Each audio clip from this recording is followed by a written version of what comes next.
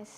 ఆయన ఒక ట్రాన్స్జెండర్ అంటారు సమాజం, ఏం చెప్తావు? ఎవరెన్నైనా అనుకోండి, నాకు నా ఇదిగా మాత్రం తను ఒక బాయ్లా చూసుకున్నాను కాబట్టి నాకు బాయ్. బాయ్లో చూస్తున్నావు? బాయ్లో చూస్తున్నావు? ఒక భర్తలాగా, భర్త అంటే బాయ్ అయితేనే భర్త అని పిలుస్తాను. కానీ ఆయన బాయ్ కాదు కదా.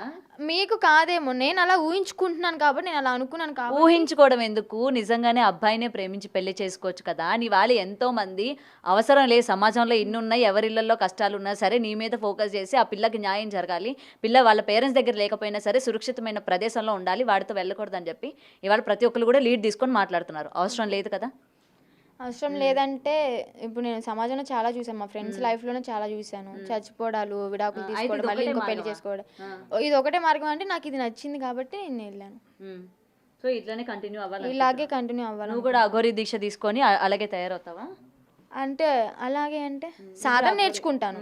నేను అఘోరి అయిపోవాలి, అలా మారిపోతాను అయితే చెప్పను, సాధన అయితే నేర్చుకుంటాను. సాధన అంటే ఏంటి అసలు? సాధన అంటే ఏంటి నీకు తెలుసా? సాధన అంటే ఏంటో మొన్నటిదాకా కొన్ని నేర్పించారు కదా, అదే ఏం నేర్పించారు? శ్మశానంలో సాధన చేస్తారు, అవి కొన్ని పూజలు ఉంటాయి. యా, నార్మల్ ప్రజలకు ఉపయోగపడేవా లేకపోతే ఎవరికి ఉపయోగపడేవా మా పూజలు? క్షుద్ర పూజలా? క్షుద్ర పూజలు అలాంటివి ఏం చేయమండి, మనిషికి మంచి జరిగేదే మేము చేస్తాం. శ్మశానాల్లో ఎట్లాంటి పూజలు చేస్తారు? అవి శ్మశానంలో సాధన చేస్తారు. శివయ్య శ్మశానం దగ్గరే ఉంటాడని ఎలా అంటారో, ఆయన ఉంటాడు కాబట్టి, ఆయన ఉండేది మాకు గుడి కాబట్టి అక్కడికి వెళ్ళి సాధన చేసుకుంటాం. క్షుద్ర పూజలు అలాంటివి ఏం చెయ్యం, చేతబళ్ళు అలాంటివి.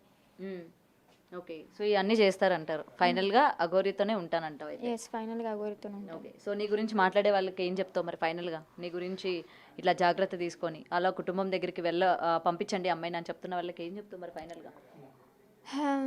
ఖచ్చితంగా పంపించమని చెప్తారు, కానీ ఇది నా ఓన్ డెసిషన్ కాబట్టి మీరు ఏమన్నా అనుకోండి. నేను సొంత డెసిషన్ తీసుకున్నాను, నా లైఫ్ నేను లీడ్ చేయాలనుకుంటున్నాను, నేను తనతోనే ఉంటాను అంతే.